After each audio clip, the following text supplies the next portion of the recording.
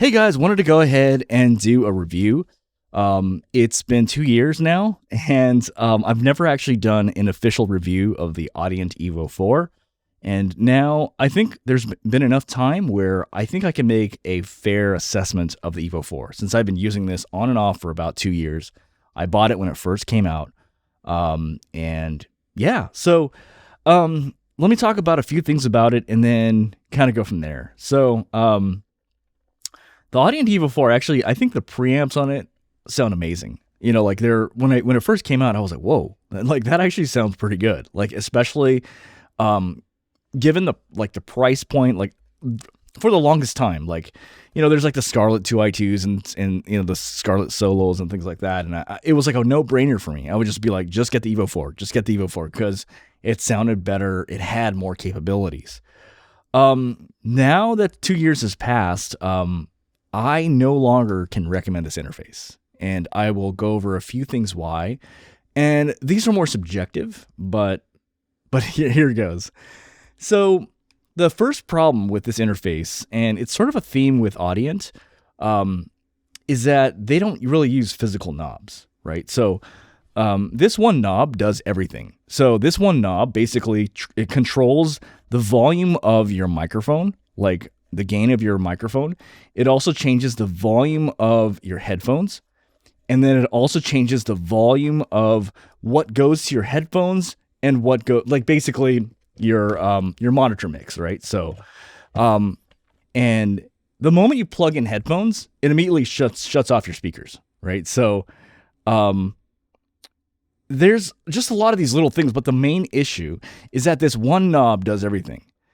And if there's anything I want audience to understand, is that actually is a flawed it's flawed. Like, you should never do that. And it's why that's the first reason. So let me explain, right? So with the SSL2, I have a separate knob for the headphones, so I can make it exactly how I want it.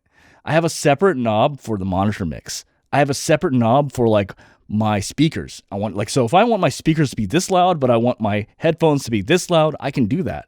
I have a separate knob for the first input and a separate knob for the second input.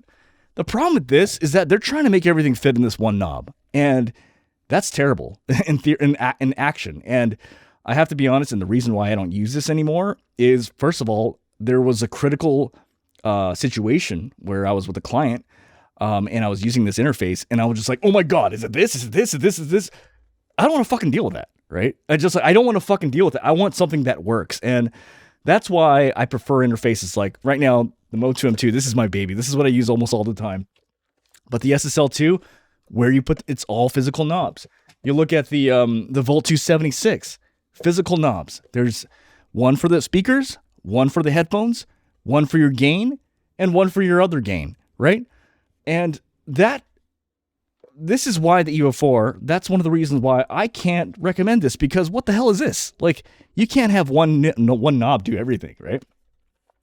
The second reason why I can't recommend this is because this has terrible shielding against EMI. So like, I can't actually demonstrate this right now, but when you have like any sorts of like Wi-Fi or cell phones or things like this, thing goes bzzz, it is like terrible, versus like other interfaces don't have that. And they actually mentioned this all over in the podcasters server, in the voice acting club server. Like, there is definitely a problem with EMI with this. So you're going to get a lot of buzzing, and it's going to drive you like, what is going on? And it's this interface. This interface made out of pure plastic. It just doesn't have the protection for that. And that's a deal breaker. The third reason why I can't really recommend this is because it's like impossible to troubleshoot this interface with other people, right? So let me give you an example. So if I have a problem with the SSL2, right, then you can like look at a picture and get a sense of like what's going on, right? So if I see, like, for instance, that their second gain is to the max, then I'll be like, hey, you might want to tone that down because that actually is making your mix louder than it should be. Or I could look here and I'd be like, oh, well, you know, your inputs are over there. You're not hearing this because of that. Or your speakers are going off like, you can troubleshoot looking at what's going on, or you can look at their headphones and get a sense of like, these are physical knobs that actually tell you information about what's going on so you can help someone, right? This tells you nothing. What? Like, where's my gain set at? Where's my whatever? It does nothing to help you can't help anybody with an Evo 4. Like, it's just like this, when they're like, oh, I think I'm here somewhere. What does this mean? It means nothing, right? So, like, and I'm sorry, I'm just getting worked up here, but it's true. Like, I've been trying to help out Evo 4 people and I can't, because it's just like, this means nothing. This is nothing because it's not a real knob, right? This same knob changes your headphones. It's like, it changes your, I have to like confirm with them. I'm like, is that your headphone setup? Is that your microphone setup? Is that your input setup? Is that fuck that? Like, I don't know. I can't help someone with that, right? In a nutshell, it's too bad. I mean, I think, this is a great interface in terms of portability and theory, and has great sounding preamps, but I can't recommend it because if you have this interface, it's not reliable, right? You're kind of like going all over the place. But second of all, no one can help you. Like, I'm not shitting you. Like, no one can help you. You'd be like, hey, I have a problem with this. Like, what does that mean? This means nothing. I'm like over here somewhere. Like, what does that mean? What setting? Like, nobody can help you. You know what I mean?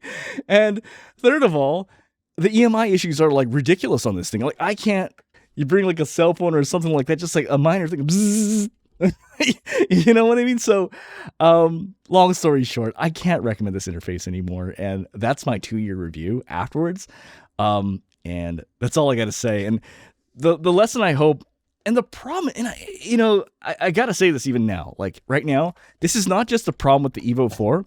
This is a problem with the Audient ID4 too. So with the Audient ID4, like when I set let's say my headphone volume, right? I set it like to this, like right here. If I unplug this and I go like to a different computer, congratulations, you're reset.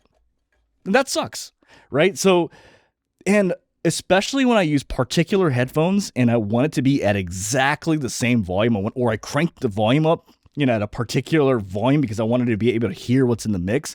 I want to have consistency, and I go to a different computer, turn that off, go to a different computer. Congratulations, you're back at zero. That sucks. And it's because Audient has this one knob mentality, and that is like, in my opinion, like a no-go. Like, that's why I really do like the ID4 Mark II. I think it's a great interface. But I really hate the one knob mentality. I think they got to just ditch that. They got to have everything, like every knob do one little thing. That's why, my favorite interface here, the Moto 2 M2, I love this thing because it does everything I want it to do. It has a knob for everything. Every button does what it's supposed to do. When you try to be like fancy smancy, making one knob do everything, that is just terrible. Like, that's not going to be great someone might like it. I don't. So I can't recommend this interface. So that's my overall thoughts on this interface. Okay, bye.